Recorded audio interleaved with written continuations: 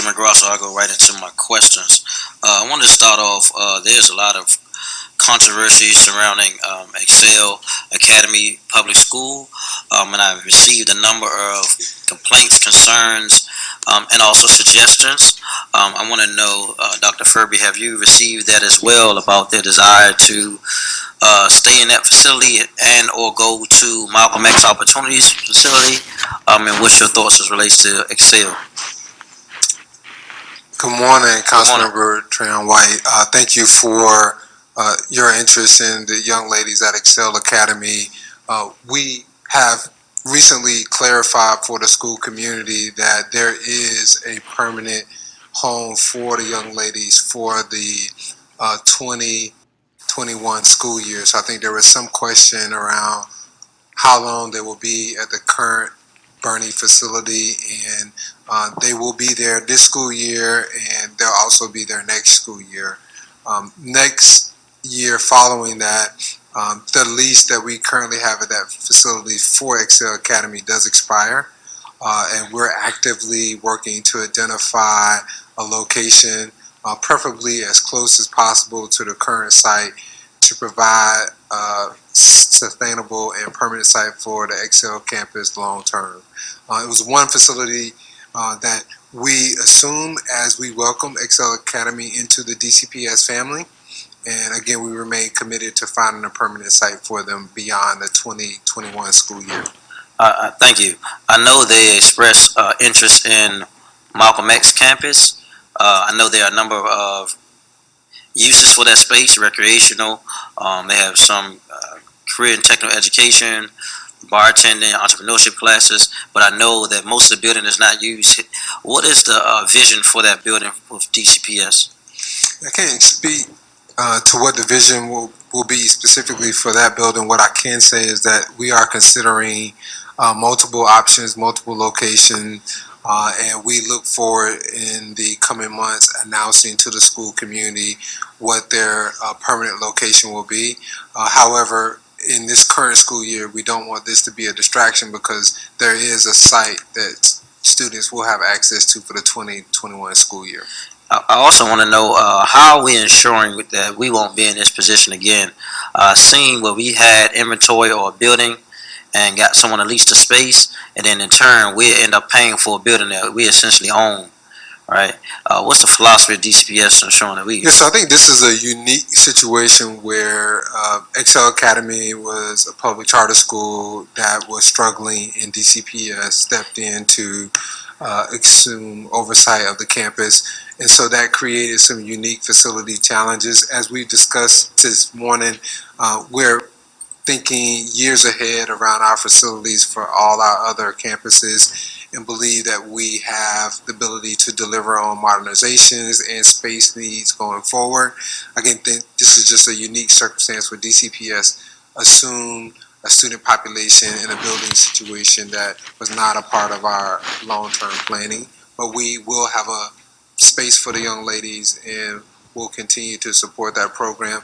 It's important for us to highlight, though, Dr. Pritchard and her team, the academic gains, and it was so pleasing to hear some of the young ladies speak yesterday and staff speak yesterday about how they feel more confident in the conditions and the learning environment at Excel. I think it's a testament to the work of the staff there, and we want them to know that they will have a permanent home. Yeah, I do want to give some clarity to that. Excel was originally Bernie for about 30, 40 years.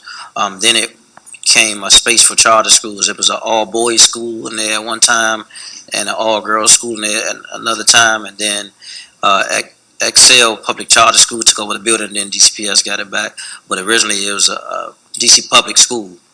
And I know that there has been some concern prior to you becoming the leader of DCPS about the inventory of DCPS and what's our vision for those vacant buildings. And are you all working on a comprehensive plan to how to get those buildings that are vacant or hasn't been completely remodeled back onto, I guess, ready for use? Yeah, it's something that we think about often, and as we've highlighted this morning, there's a number of modernizations that we still need to do. And oftentimes we repurpose existing space for swing space, and we're a district that is growing. And so we want to ensure that there's appropriate space to grow. And we are currently evaluating our current portfolio of buildings and the best use for them. Thank you. An unfortunate experience. Very interesting though. Last week I visited a public school, middle school last week, and in visiting the school, I got a message by one of the young men at the school saying it was Twins Day. He wanted me to wear all black and take a picture with him. When I got there, he didn't have on all black, but we took the picture anyway.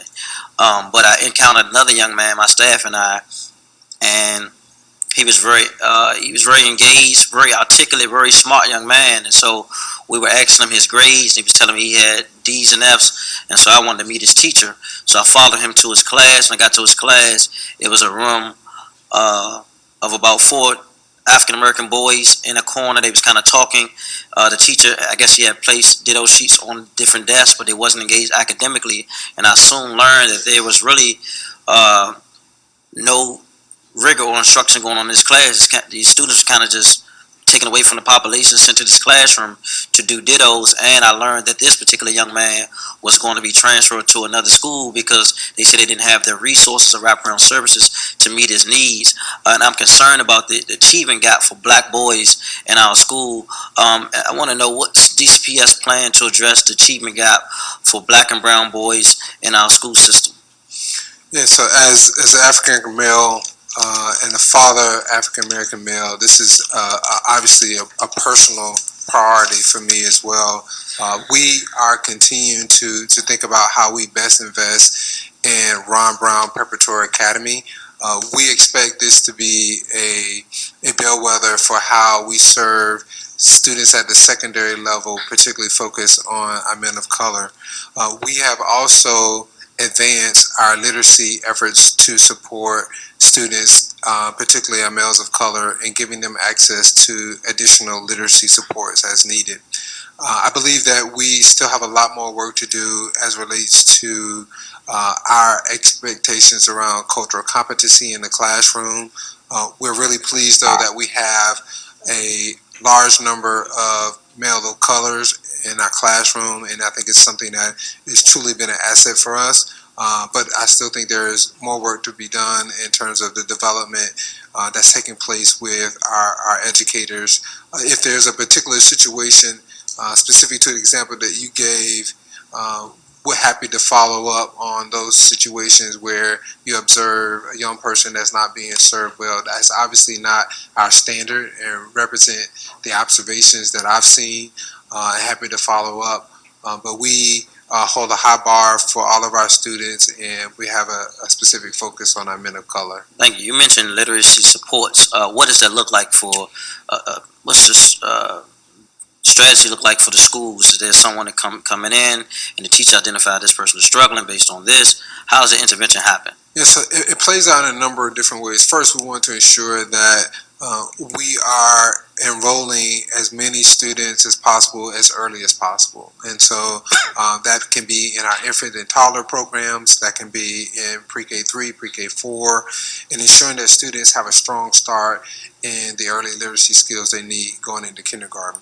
We have a unique focus on phonics, and that plays out in a number of different ways in terms of intensive support. So we have embodied the reading recovery approach in many of our schools where students have a separate time with a reading recovery specialist. We also have our reading clinic and our literacy lab that also provides students with small group instruction. As a part of our proposed budget, we are planning to expand our summer literacy offerings to provide students that are not reading on grade level in kindergarten through second grade the ability to go have additional summer supports. And we've seen that students who've had those experiences make gains compared I'm to about to peers run that out of have time. not. I don't mean to cut you off. So I'm a teacher. I'm a ninth grade teacher. I just got a student from middle school in my class, and he's 4 grades below reading level. What happens? Yeah, so at the high school level, there are a number of different supports. So there is computer-based instruction that teachers utilize, and then the small group or one-to-one instruction that I referenced at the elementary level. There are opportunities for that at the secondary level as well. It's also important to note for math, we also have similar supports at the secondary level for math, where the students can receive one-to-one supports or small group tutoring, which is something that we recently established in at several of our high schools. So you can find that, for example, at Anacostia, Ballou High School. I'm a little over my time, but I didn't get it. Guess what I was looking for in an answer. I'll come back to him in a second. Yeah, we'll have another round. I appreciate your line of questioning too, Councilmember White. Thank you for that. I want to just ask a couple more questions around your